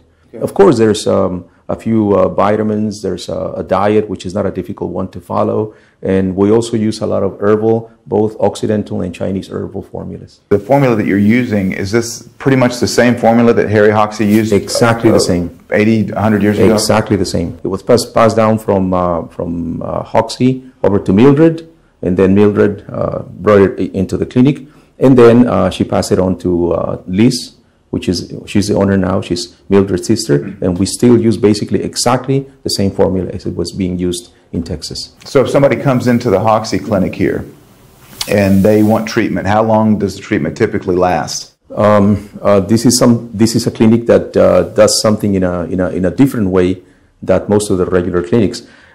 We try to do everything on a single day. People come in the morning, they get registered, they go through the laboratory, they go through the x-rays, they get their consultation, a very thorough physical examination, and then we have to wait until we get the reports from laboratory x-rays, which takes a couple of hours, and then we call people up for a second visit in the afternoon, and we explain all the findings to them. We give them their treatments, and they just pick up their supplies and make their payments and go home. Same day. Wow. This is something you can do at home. You don't have to be necessarily hospitalized to do it, you know. And they stay on the diet, and they come back for a checkup every 6 months, every year. Eventually, just come back every 2-3 years. Okay. Being a one-day treatment, the Hoxie treatment, relatively affordable? I think so. I think we're the cheapest clinic in town. Are you really? Oh, yeah. 8.5 years ago, back in August of '06, I couldn't lay down. Matter of fact, Zach was with me on a motor car trip on the railroad, and the seatbelt started hurting on the way back from the trip. We were in about 300 miles, and the seatbelt started feeling tight. And the next week I had another trip, and coming back, the seatbelt was also tight. And shortly after that, it couldn't lay down. And went to Mayo Clinic and was diagnosed, and the first time they said I didn't have cancer. And in a 2-week period, they found out I did have cancer pretty bad, and it was in my non-Hodgkin's lymphoma. It had it in the esophagus, the liver, the kidney, the lymph nodes all over under the arm and in the groin. I had a tumor bigger than a volleyball in the stomach, and then in the bone, stage 4. And the doctor gave me 3 days to 3 months, and one doctor says, you know, the last guy we treated like you made it 3 days. So it was not a very good forecast. So the day I found out that they had it in the bones, I found out at 2 o'clock up in the 10th floor of the Rochester Mayo Clinic at the Ghana building. Things looked very bleak, but on the way from left to Rochester, for instance, we had to be a flight in Minneapolis at 4 o'clock that day and didn't find out till after 2, and we made the plane by 13 minutes to get down here. And it's just there's no chance of living afterwards. But here it's been 8.5 years later, and they've not had cancer for 8 years and 3 months. They haven't found it. Mayo Clinic couldn't find it. They haven't found it here. There's no cancer that's visible anymore. I started with Mayo Clinic. I had 13 doctors at Mayo Clinic, and they gave me the same forecast of 3 days to 3 months. And then I went up to the University of Minnesota, and then to Fairview Hospital and the Masonic Cancer Center. I received a death sentence from 17 doctors, and the 18th one was down here, Dr. Gutierrez, and it was no big deal to him. It was bad, yes, but nothing special. And as far as I know, I was taking more medicine and more tonic than any other patient I've ever talked to so far. I talked to a lot of patients from down here that I've sent down here, and other patients, but I was taking the strongest dose they had, but I never missed a day of work. And so it never affected my ability to do whatever, but it made the total difference in life. And this life is fantastic. I mean, you got a grandson, you got 3 grandsons, but the only one can come with me once in a while. The other 2 are very busy. And this one here gets to come with me. We do a lot of things together, including come down for Jeep rides and stuff. We would have never been able to have that if we wouldn't have been here to get some help. A lot of help. Life was great. Life was great. What an encouraging story from Dave, who has been cancer-free now for 8 years due to the Hoxsey formula, and who was told by 17 traditional doctors that he had no hope and that even the toxic chemo drugs couldn't save him. I want to be clear, we are not saying that everyone that works in the medical industry, the cancer industry, or the pharmaceutical companies are bad people. Not at all. That is not what we're trying to say. There are a lot of good people that are working in the medical industry, the cancer industry, and for those alphabet agencies, even the FDA. So we're not criticizing everybody that works for those agencies. What we are saying in this documentary, and we're trying to communicate this fact, is that the entire medical system has been hijacked. If a plane is hijacked, it is not the pilot's fault that it's hijacked. In the same manner, the fact that the medical industry has been hijacked, it's not your doctor's fault that that's happened. The fact that the pharmaceutical companies, their sole purpose is to make money, that's not the fault of any person that works for the pharmaceutical companies, the sales reps and other people that work for those companies. It's not their fault. We want to be clear that we communicate that. The problem is that the system is broken. Money is driving the decisions of the people that are the leaders in those industries, and not the health of the people that take their products. The number one goal, for big pharmaceutical companies at least, is shareholder profits. They are publicly traded companies, and the bottom line is their bottom line. Over the course of our travels, we were privileged to meet a couple of people that had previously worked for pharmaceutical companies, but once they realized that the number one driving force behind those decisions in big pharma is making money and not necessarily getting people healthy, both of them got out to their credit. I would hear a lot in our meetings, the town hall meetings, that it was all about making the shareholders happy. Really? And I'm like, you know what, I don't want to make the shareholders happy. You know, that's not the point of what we are doing. We want to be able to solve bigger problems than to see how much money goes into the shareholders' pockets. In 2011, I just kind of by chance found a documentary, and the title caught my eye. It was called Dying to Have Known. And it was one of the documentaries about the Gerson therapy. Okay. And I remember watching it. It was almost stages, you know, when I was watching the video. First it was, what in the world are they talking about? And they were talking about people that had late stage cancer and they had somewhere to go and they were surviving. And I'm like, I've never heard of this. So I keep watching. And as a pharmaceutical representative, the doctors teach us very well that we practice evidence-based medicine. Right. Evidence-based medicine. So I'm watching and I'm thinking, this all sounds really good, but I wonder what kind of evidence they have, you know. So right. They switched to the physician, and I believe it's China that is doing the Gerson therapy. And I just remember him sitting in front of this huge filing cabinet. And the person that was interviewing, he said, just pick files. And he just started opening these drawers of all these files of patients, all this evidence. Oh, okay. All this evidence, right? So I'm going, wow, how is this possible? There's evidence. Then the documentary goes on to talk about Max Gerson. Right.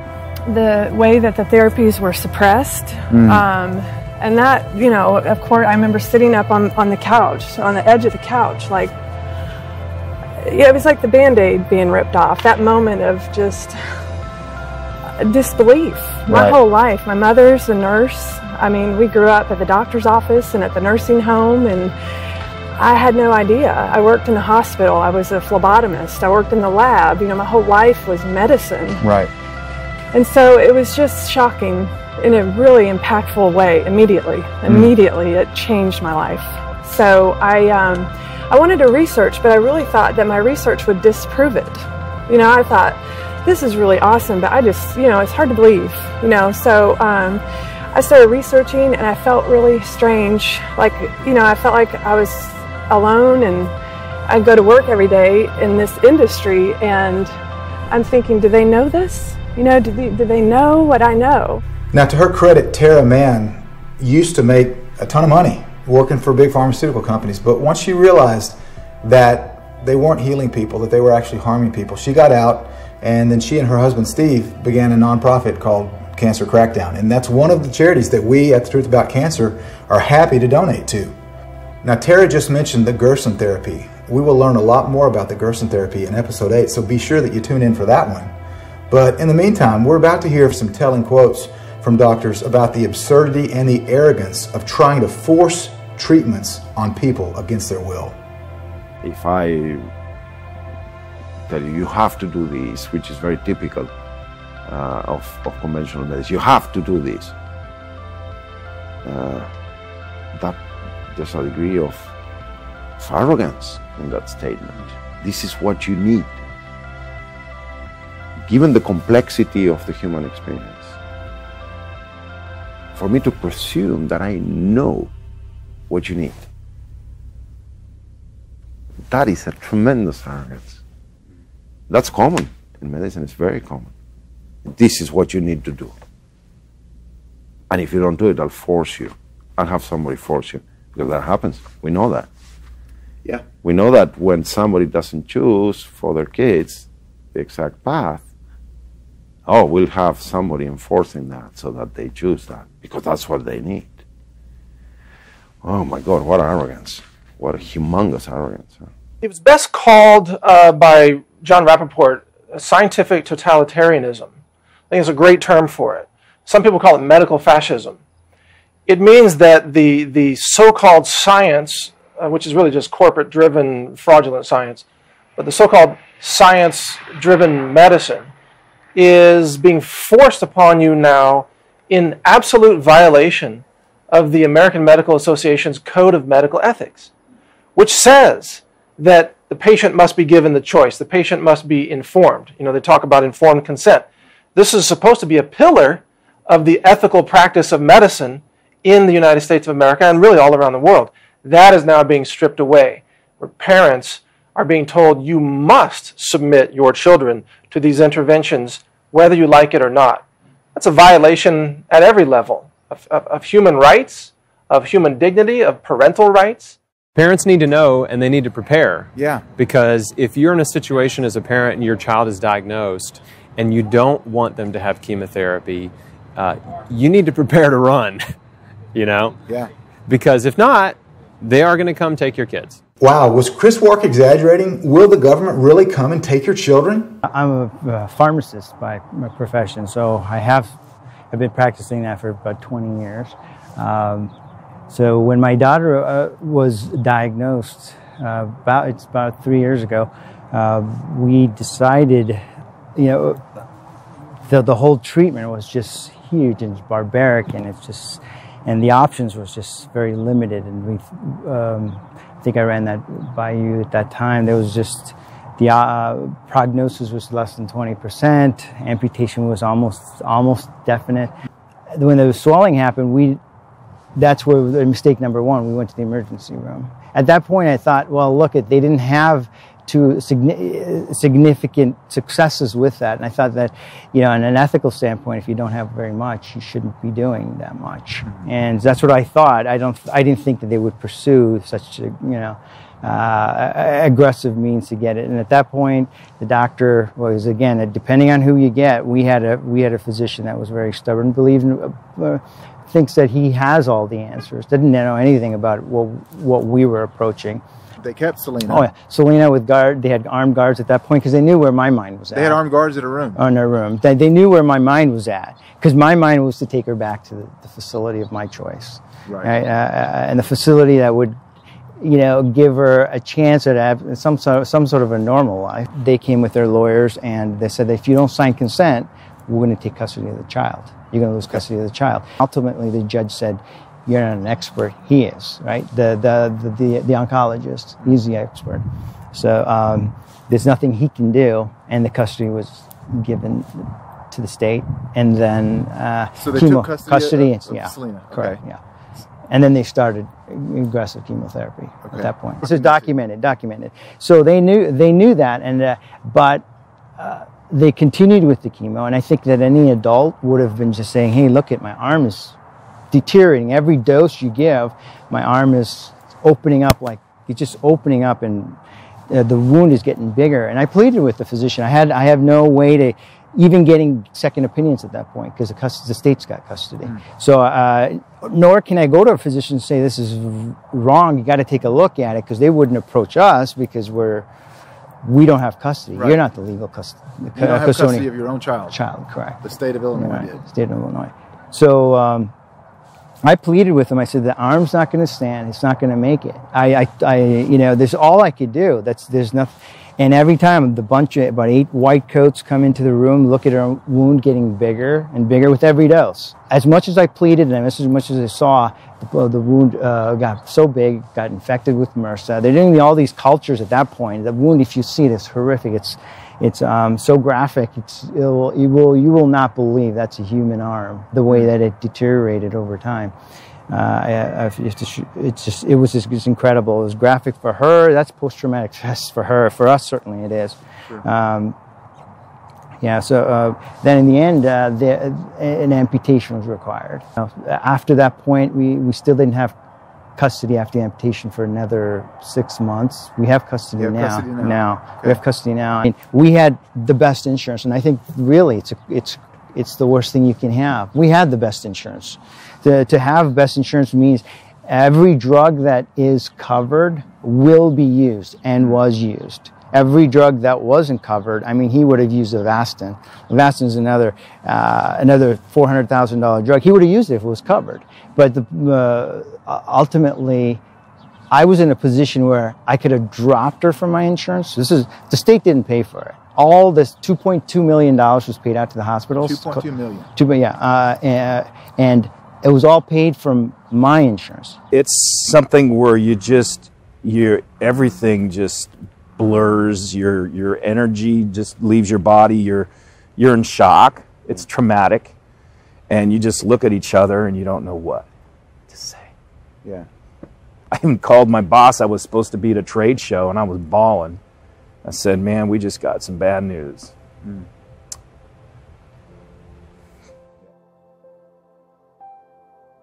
But after the first month, and I shared this with you too, we made a decision that we wanted to, since the cancer was so far down and in remission, as they say, and they told us themselves, that we were like, okay, you know what? Thank you for your business. We're good now. We're going to go ahead and build her up naturally now that the cancer and half of her, system has been, chemoed, chemically cleansed. We're going to go in and put in the natural good stuff now and see how we can get her to respond there. Well, the hospital didn't like that. When that happened, it wasn't 3 days later, and there was that very, very, very loud, aggressive knock at our door. I'm thinking, that doesn't sound like anybody I know. Nobody knocks like that. Almost sounded like a boot. So I went to the door, and it was the Office of Child Services. And they came, and they said, look, the hospital called. You have taken your child out of treatment, and you need to bring your child right back to treatment. I'm like, well, we're finished with that treatment. We're just going to continue on with another treatment, right? I'm the parents. I even looked up the Alaska statutes. Parents have the legal right to decide how their children get treated. And what I didn't know is it doesn't matter what the statutes say. And the administrative truth about that is that the child is a ward of the state. The Department of Children and Families was called because we were wasting time, according to the doctors. They wanted me in for chemotherapy a week after my biopsy was done at Hartford. And they came in and they took me because they said that I had to get the chemo. And what do you mean they said, when you say they took you? They came into my house in October around Halloween, and they said that I had to go with them. And who is they? The DCF workers. Okay. So they actually came into your home and took you from your... Yeah, they had about 12 police squad cars surrounding my house and the block, and they basically just came into my house and said, we have to go. My mom wasn't even home. I was hiding in my closet upstairs because I had no idea what was going on. And were you the only one at the house? Yeah. I called my mom crying, and she came home immediately to police and DCF workers surrounding our house. After about 2 weeks of being in the hospital, going through courts and judges, they got the order that they could force me to do the chemotherapy. And at that point, I was in the hospital. I couldn't leave my room. There was a guard sitting outside of my door.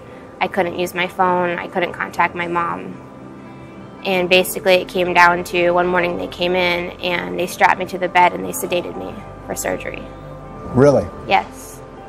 Because you have to have a port to have chemotherapy, which is why I have a scar. And you didn't want a port? No, because I didn't want the chemo. They came in to insert an IV and I said no. So they had to have the officers and the security guards and the staff come in, and they brought in a bed that had straps and they had to tie me down by my wrists and my ankles. And a woman came in and they put a needle in my neck to knock me out. And the next thing I knew, I woke up and I was in the recovery room. Well, I would like to know, how is that any different from Nazi Germany, when people were put into concentration camps and experimented on, or forced to do certain things? I don't know what the difference is, because we live in the United States, the land of the free, the home of the brave, so that makes it different. I mean, it's amazing to me that the entire population of the United States doesn't know about this. And the reason they don't know about it is because it's shushed up by the media. Nobody wants to talk about it. But this is no different than what was done in Germany, or the when people are basically raped and pillaged. To me, that's the same thing. This is unacceptable. This is incompatible with a free society. And frankly, the doctors that engage in that kind of activity, and the hospital staff that strap people down and force chemotherapy into these children, they should be arrested. They should go to jail, just like this other oncology doctor who's serving 50 or 45 years in prison now. When a people allow a government to dictate the foods they put in their mouth and the medicines to take into their bodies, their souls will soon be in the same sorry state as those who are ruled by tyranny. And as much as I would like to take credit for that phrase, that was uttered by Thomas Jefferson over 250 years ago. We talked about concentration camps. They are surrounded by a fence. If someone tries to escape the fences of the modern concentration camp, the ones that confine the cancer patient within the perimeter of conventional thinking, of chemotherapy thinking, they are being haunted. How many court cases have been filed around the world for withdrawing custody of parents who went into natural health, as opposed to staying within the confines, within the fences of conventional chemotherapy treatments? It's nothing else. The dimension of a child dying in a concentration camp or dying from leukemia that is being intoxicated by chemotherapy, as opposed to choosing natural paths, are the same. The parents are losing a child. The family is losing their future. And that's the deeper dimension of what we're talking about. That the same interest groups that have proven again and again in the past, namely the pharmaceutical investment business, how ruthless they are still around, trying to fool us, trying to tell us, well, believe us. Why should we? If we don't have the courage to liberate ourselves, then we will not make progress. Among all diseases, the one disease that the status quo, meaning the pharmaceutical investment business, needs most to continue its business, to stabilize, to cement its system, is cancer. They can afford to allow, let's say, advances in osteoporosis that decrease the number of bone fractures without major damage to its future existence. They can allow progress in this and that diseases to kind of mask their principal business, but they cannot allow cancer to disappear or being identified as a disease that can be regulated or prevented. So long ago they have initiated what Dr. Netsuki mentioned, the fact of fear. In fact, it's more than that. It's a psychological warfare on humanity that the pharmaceutical industry is leading with the tool cancer. Keeping cancer as a death verdict is the platform, is a precondition for this entire investment industry to continue. Well, Big Pharma may need this cancer investment industry to continue so that the money keeps flowing in. But our goal with The Truth About Cancer is exactly the opposite. We want to eradicate cancer once and for all. And that's why we've shared these truths with you today. Maybe they've been a little bit difficult to believe, but they are the truth. Has your perspective changed on this? I hope that it has, because the perspective that most people have when they hear cancer is that cancer is a death sentence. And our message is exactly the opposite. Cancer is not a death sentence. There is always hope. My name is Pamela Kelsey. I was diagnosed with cancer of the pancreas in 1975. I was told that I had 1.5 years to live at the most if I did chemotherapy, possibly chemotherapy, radiology, the different treatments that conventional medicine has.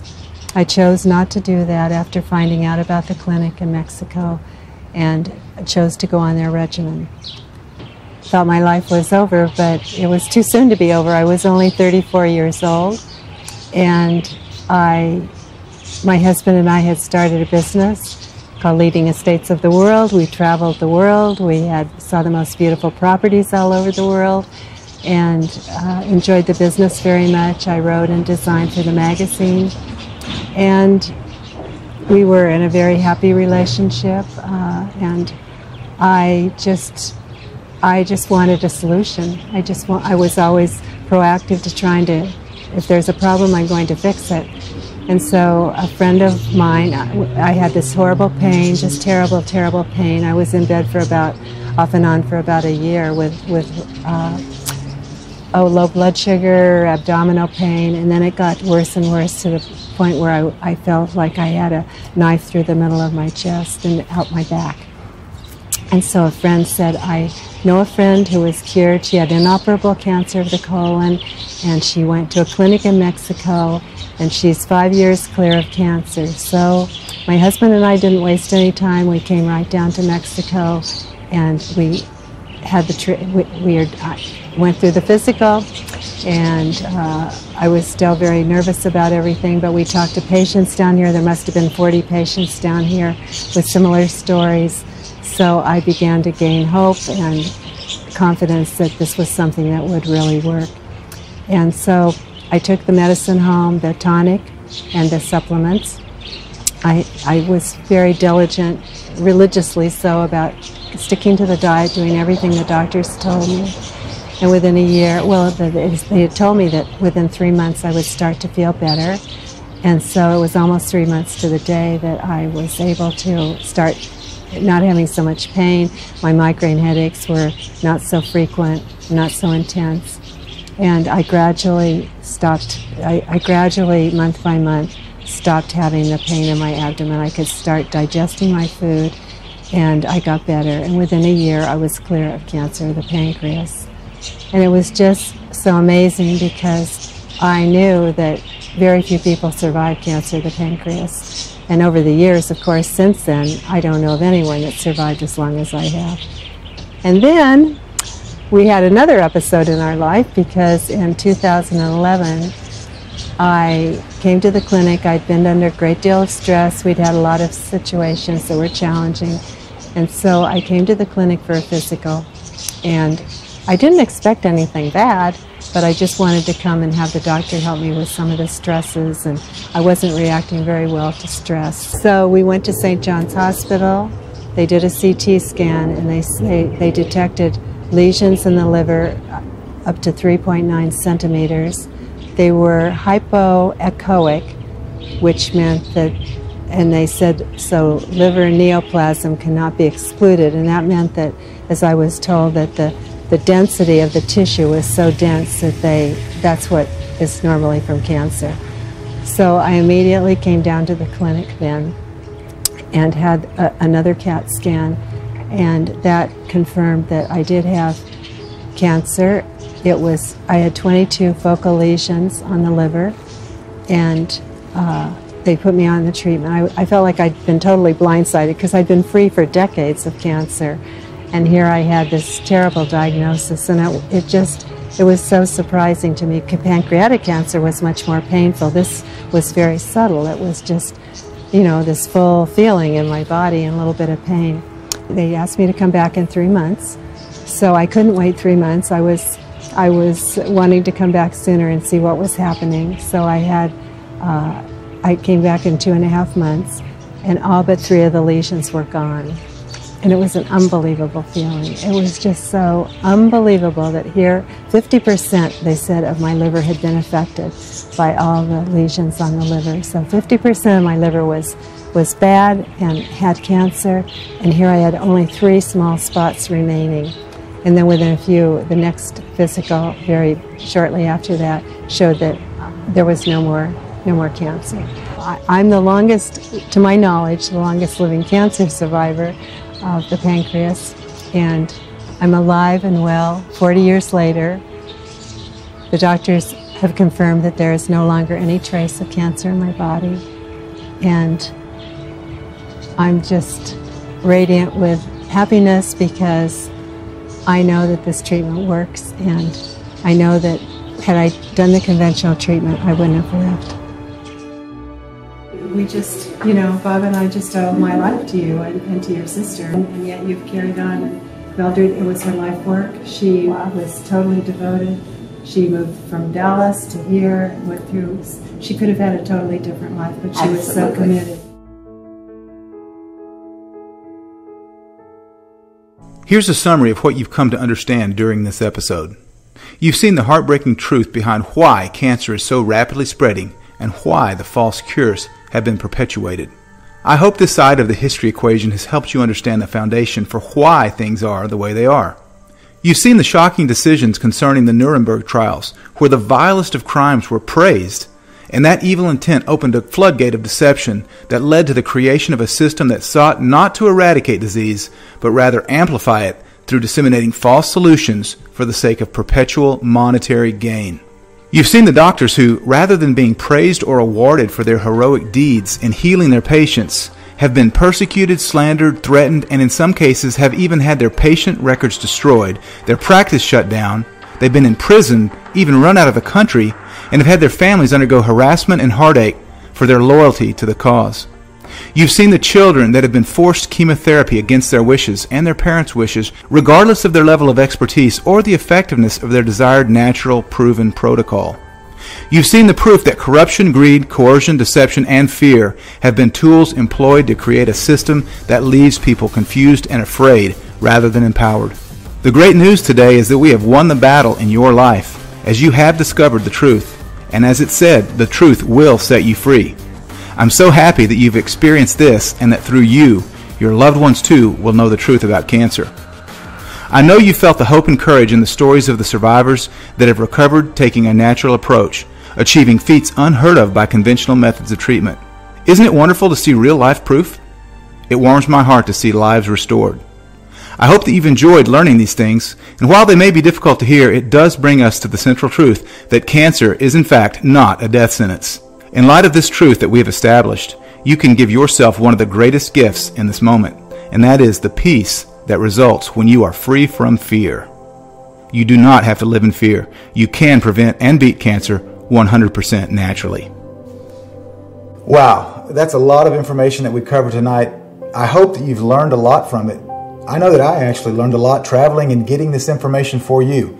And this information, these truths that we've shared tonight are fundamental in the rest of our journey these next 8 days. I can't wait for the next episode, folks. We're going to travel all the way down to Australia, and we're going to learn from a practitioner and a couple of cancer survivors what they have done to treat cancer naturally. We're going to learn about essential oils and the role that they play not only in preventing but also in treating cancer. We're going to also discover some interesting knowledge about hormones and the role that they play in diagnosis and prevention and even treatment of cancer. But the biggie in the next episode is breast cancer. This is Breast Cancer Awareness Month, and there are a lot of lies and deceptions that are associated with treatment and diagnosing breast cancer. And there's a lot of truths that are not commonly known. We're going to discover all of those in the next episode. I'm really pumped about it, and I hope that you join us there. I thank you for watching tonight's episode, and I can't wait to see you for the next one. In the meantime, get some rest, and we'll see you tomorrow. Thanks for tuning in tonight. God bless all of you.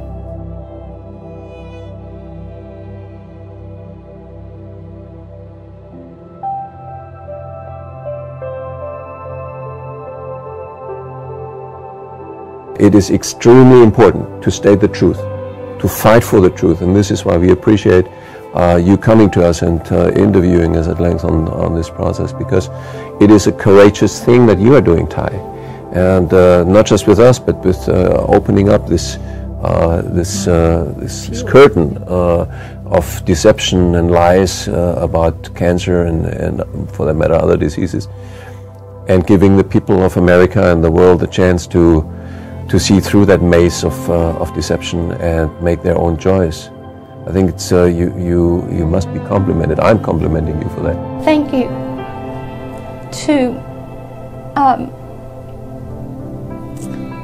Ty and Chris and Bill Henderson, and I've watched all of Ty's documentary, the whole entire thing, several times, and continue to watch some of his excerpts from on Facebook when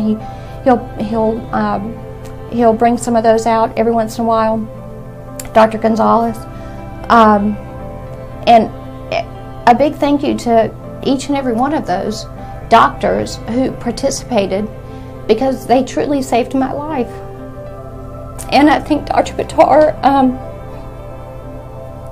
definitely is one of those that this documentary, if I didn't have that, I wouldn't think I would have had another option. And so it's just a huge thank you. Thank you for doing what they're doing.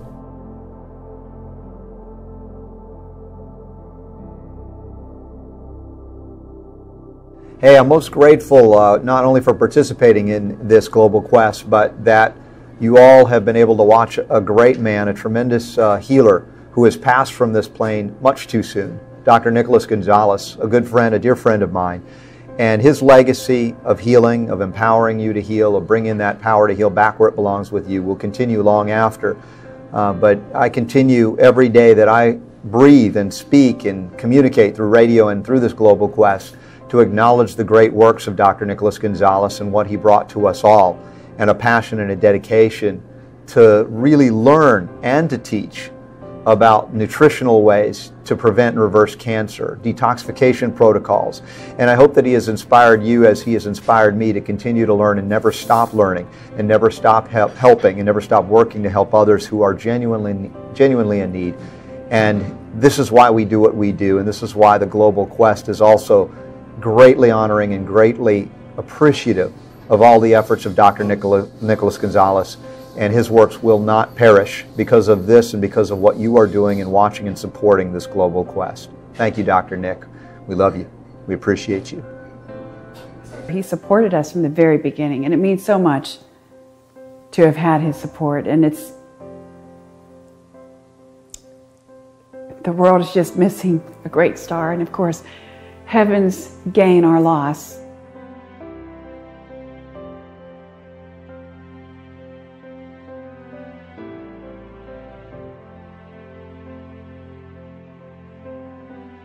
What did you think of this first show in the series? Did you learn something new? Are you excited to see the next 8 episodes? Do you think your friends and your family would enjoy watching it as well? Then help us spread the word by sharing this page on Facebook and on Twitter and on all the other social media sites by clicking the links below. Your support will make a huge difference in the number of people that we reach and ultimately in the number of lives that we save. Thanks for watching, and we'll see you tomorrow.